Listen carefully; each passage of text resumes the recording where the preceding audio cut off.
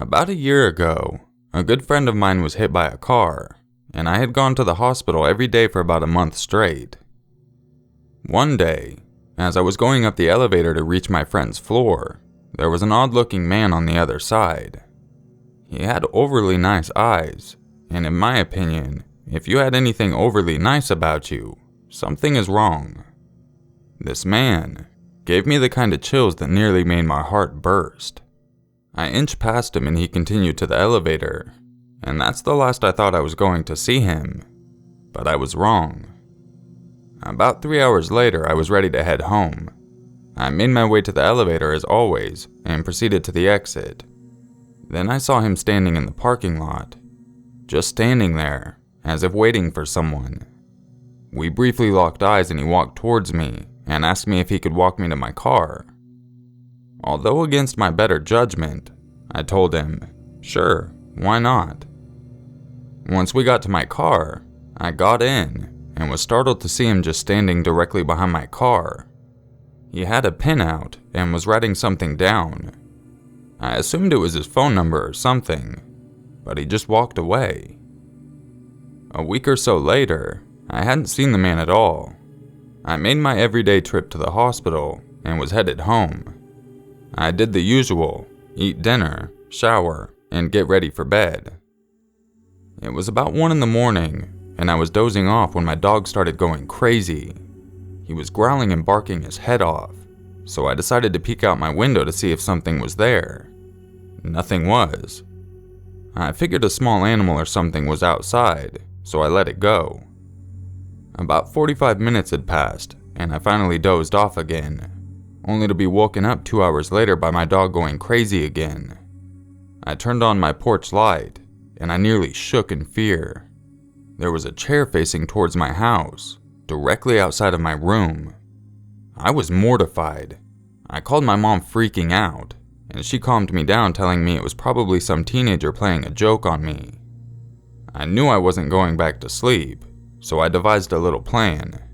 I found an area near my couch and got a perfect view of the chair. I was incredibly frightened, and the whole situation was sketchy, but fortunately, nothing else came that night. About 3 days later, around midnight, I heard a knock at my door. I got up and looked through the peephole and saw a stuffed animal sitting on the chair.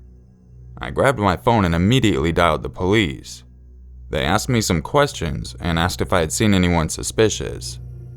The man from the hospital came to mind, but I let it go considering I hadn't seen him in almost 2 weeks. The police left soon after because there wasn't really anything they could do. At 3 in the morning, I was ready to go to bed, and I decided to sleep on my couch where I could have a good view of the front yard. I dozed off for what seemed like 5 minutes when I heard footsteps. My heart started beating faster with every step. A figure that looked like a man was walking with a chair in his hand. He sat the chair down and looked around before sitting. Now he was where I could see his face. It was the man from the hospital. I was scared, and I could hardly breathe. I was completely frozen. After the initial shock wore off, I quickly dialed 911 again and waited for them. I think this man somehow knew I wasn't in my room, because he started scanning his eyes over what he could in the living room, until his eyes met with mine. I wanted to scream and make a break for it, but I couldn't. It was like I was paralyzed. He got out of the chair and started banging against the door trying to get in, and he succeeded. I still couldn't move. He was now standing directly over me, just staring. He was about to grab me, but was interrupted by the sounds of sirens. He bolted out the front door, but fortunately, he didn't get away. The police showed up in the nick of time and he was arrested. They questioned him about how he had found my home, and the man confessed that he had written down my license plate the night he had walked me to my car. At that point, I just wanted to get as far away as possible. I got a new license plate, sold my home, and moved back in with my parents, and I never heard from the man again. This is a true story. I was only 18 when this took place, and to this day I still have nightmares.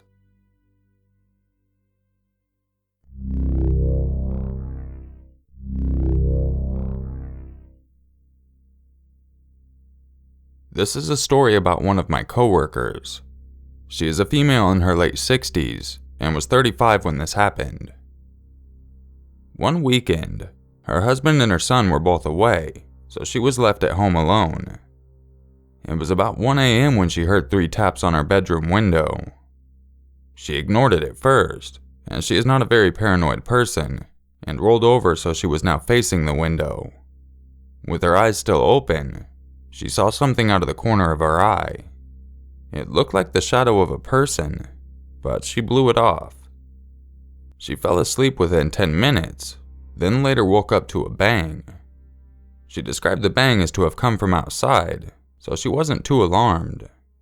She then started reading a book, and soon after heard another 3 taps on her window. She was starting to get a bad feeling now, and it only got worse when she saw something run past her window. Alarmed and scared, she quickly hid in her closet and remained silent.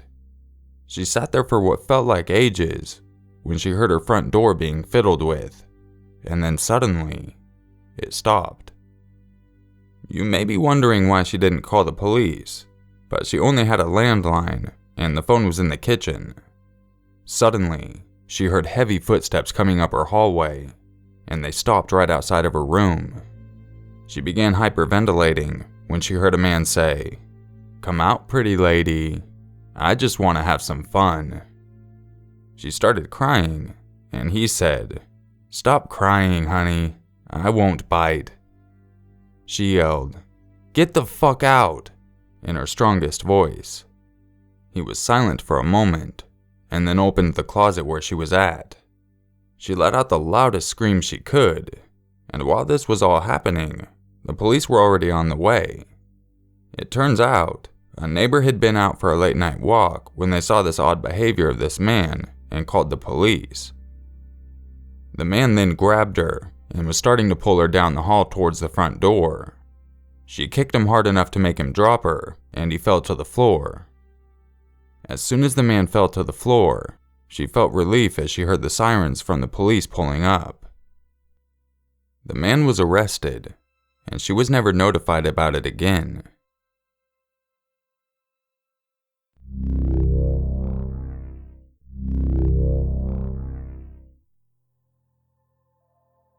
This is a story about a man in eastern Pennsylvania.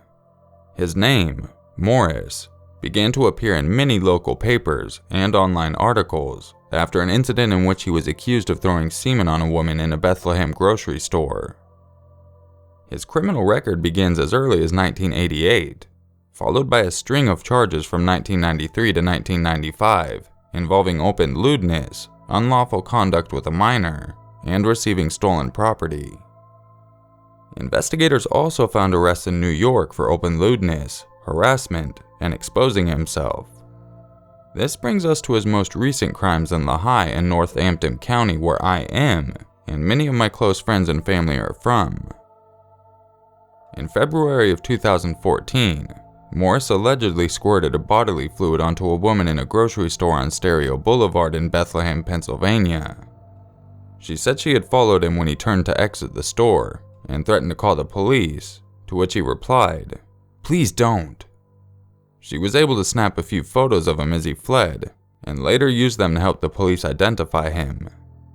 The police put out a public call for any information on Morris, and received numerous calls, some of which were from Northampton Community Adult Probation and the Pennsylvania State Police Lab.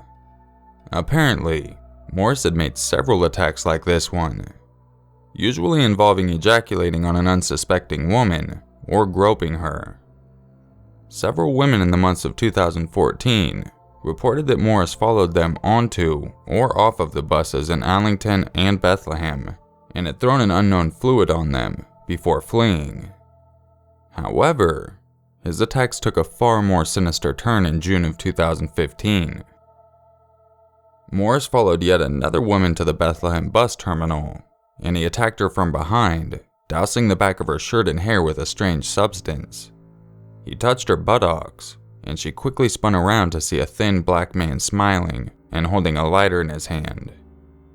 "I will call the police," she threatened, and he turned and ran down the street. The woman then boarded the bus to go home. When just a few stops down, guess who gets on? Morris. The woman recognized him immediately and shot to the front of the bus, alerting the driver of his presence and the attack that took place just a few moments before she left the terminal. As Morris noticed what she was doing, he began prying the bus doors open and hastily made an escape.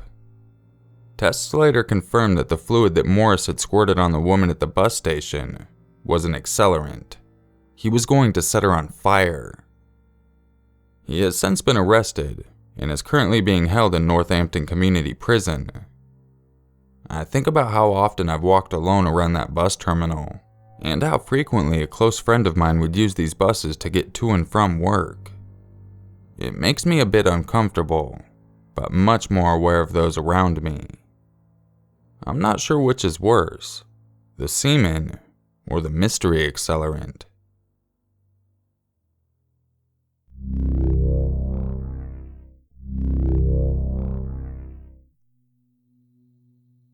This story is told from the perspective of a female, and it started back when I was around 12 or 13. I was in the car riding to my cousin's house. It was the week before Thanksgiving, and due to having a huge family, my dad's side met early. I remember bringing two of my friends, Linda and Julie, along with my little sister Emily. I remember getting a Facebook message from a Hawaiian-looking boy. He said something along the lines of, "Hi, can I ask you something?" I was confused, but I was naive and bored, so I responded with, "I guess. Do I even know you?" He replied not even seconds later and said, "I'm 15 and I'm an artist, and you're just so beautiful. Can I draw you nude? You don't know me, but you can." For the next 10 minutes, the boy kept begging me to send him nudes. He finally said, "Here's a picture of me in my underwear. I model." My friends and I laughed upon seeing his nerdy-looking nudie picture, but I kept getting aggravated at him, and I finally had had enough and told him to fuck off. Unfortunately, the story doesn't end there though. About a year went by without me thinking about the kid, until my sister received a call. It was Homeland Security. They spoke to my mother for about 45 minutes. I heard bits and pieces, but the conversation ended saying my sister would be testifying against a huge child porn distributor. His name was Jimmy Caraboyo Calan. The sick fuck was a Puerto Rican cheerleader coach. My sister finally told me how it happened. That Hawaiian boy had found her from my Facebook, then messaged her, saying that he had videos and pictures of myself and our friend Julie. He then blackmailed my sister into videos and pictures for almost a year before being arrested. I feel like I could have done something to help her. I feel like it's my fault, and now she is really violent towards me. If I had only known.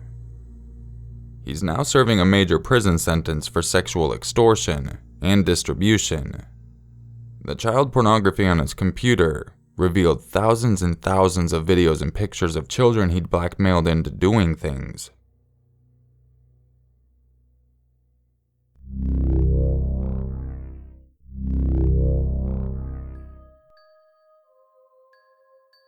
If you enjoyed this video, you know what to do. Now, first things first, for those of you that caught my fake little collaboration, obviously most of you knew that it was me imitating everyone's voices, but some people surprisingly didn't. But, for those of you that actually listened and were wondering what the stories were about, somehow people guessed that one of those stories was about an abortion. I don't get that. That was about a tomato. But anyways, we'll do it in order. The first one was a story that was actually submitted to me. And the second story that I did in my fake corpse husband voice was told from the perspective of a car. And the story that I imitated Beat Busta on, with all the "crikeys," was actually told from the perspective of a drop bear. And the story that I did my Eden voice was told from the perspective of a tree getting turned into a newspaper. And the lazy masquerade voice was a tomato, not an abortion and not a puppy. So if you guessed any of those, you were way off. Otherwise, I would have just said there was blood everywhere, not red stuff.